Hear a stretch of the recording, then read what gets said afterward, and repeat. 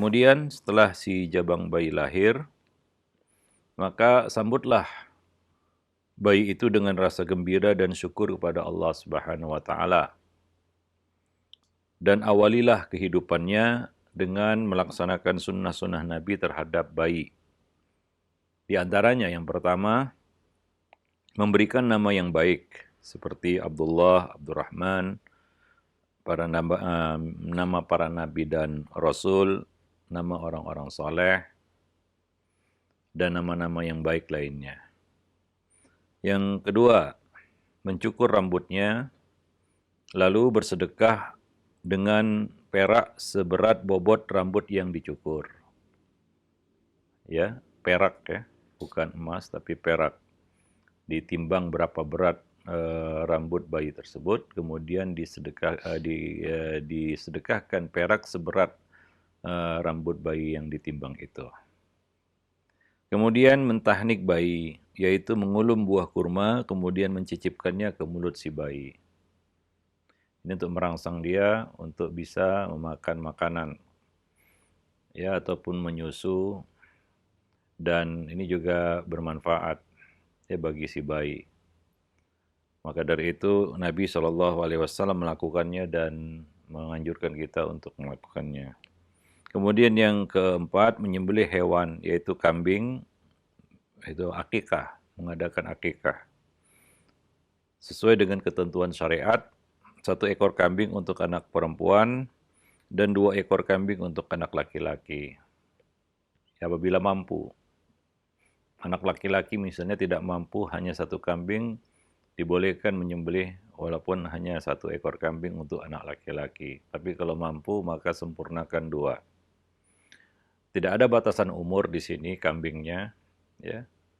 Tidak seperti kambing kurban, tidak harus jantan, bertanduk, dan lain sebagainya. Boleh kambing betina dan boleh kambing yang kurang dari 1 tahun. Karena kalau korban itu ada ketentuan umur, yaitu lebih dari 1 tahun, 1 tahun ke atas. Tapi untuk akikah tidak ada ketentuan umur. Ya cuma ya tentunya kita sembelih yang baik, ya kita memberikan yang baik, terbaik untuk Allah Subhanahu wa taala, ya, untuk melaksanakan kewajiban ini. Ya, tentunya jangan kambing yang cacat ataupun kambing yang berpenyakit. Disembelih pada hari ke-7 kalau mampu, kalau tidak mampu hari ke-14 atau paling lama hari ke-21 setelah kelahiran si anak. Berdasarkan hadis yang sahih dari Nabi SAW. Apabila lewat dari waktu-waktu itu, sebelum waktu itu atau sesudah waktu itu ataupun di luar waktu itu, apakah terhitung akikah? Ya, di sini ada perbedaan pendapat di kalangan ulama. Sebagian berpendapat boleh disembelih kapanpun itu, baik sebelum waktu yang ditentukan yaitu hari ke-7 ataupun setelah hari yang ditentukan yaitu setelah hari ke-21.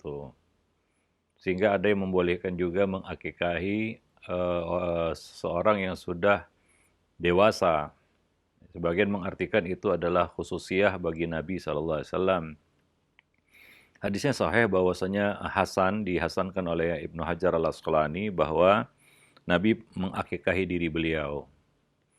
Apakah ini bisa berlaku juga untuk umat beliau? Yang kita ketahui ya, tidak ada sahabat yang mengakikahi dirinya. Hanya Nabi SAW. Sehingga sebagian besar ulama mengatakan ini salah satu khususiyah Nabi.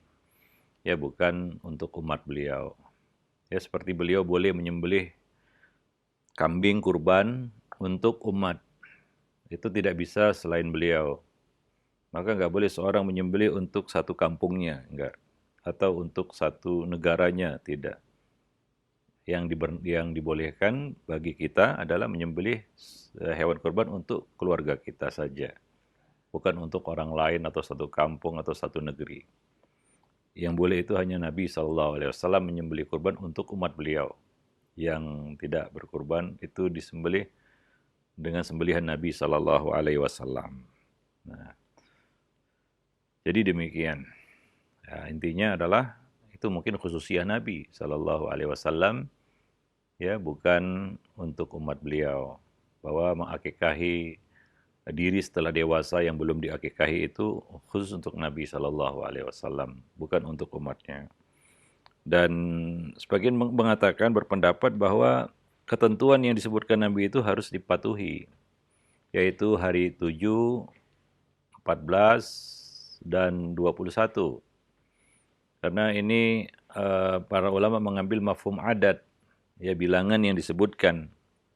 Mafhumnya adalah di luar itu tidak disebut akikah, walaupun dianggap sebagai satu kurbat, yaitu suatu takarrub ilallah dengan menyembelih hewan lillah, ya, menyembelih hewan untuk Allah Subhanahu wa taala, berpahala, kita bagi-bagikan kepada manusia. Itu salah satu amal soleh, yaitu menyembelih hewan untuk dibagi-bagikan. Hanya saja untuk akikah itu sudah ditetapkan waktunya 7, 14, dan 21 hari, ya, di dalam hadis yang sahih. Maka kita ikuti ketentuan tersebut. Sebab kalaulah boleh kapan saja, maka tidak ada makna dari penyebutan hari tersebut. 7, 14, 21 tidak ada artinya kalau lewat tanggal itu atau lewat ketentuan itu boleh. Misalnya 1 bulan, 4 bulan, 5 bulan, 6 bulan, bebas. Maka tidak ada makna pembatasan 7, 14, 21. Ya.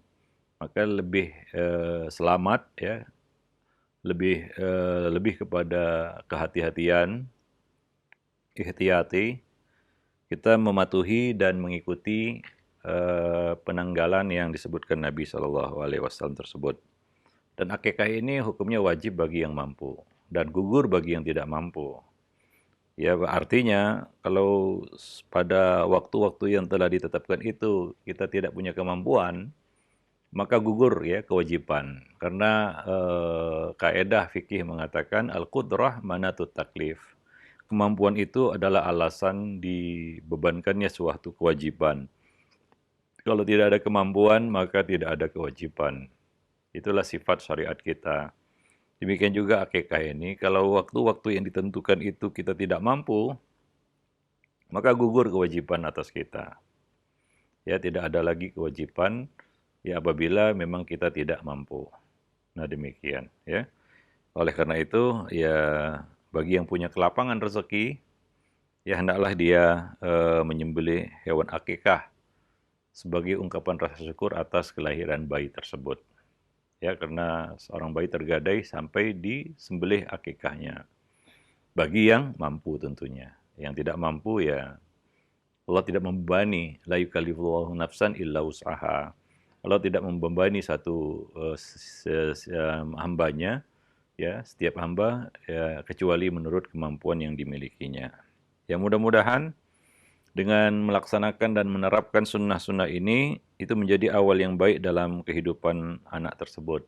Ya, mudah-mudahan, ya, kita bertawasul dengan amal soleh kita ini, mudah-mudahan anak ini bisa menjadi anak yang soleh atau solehah.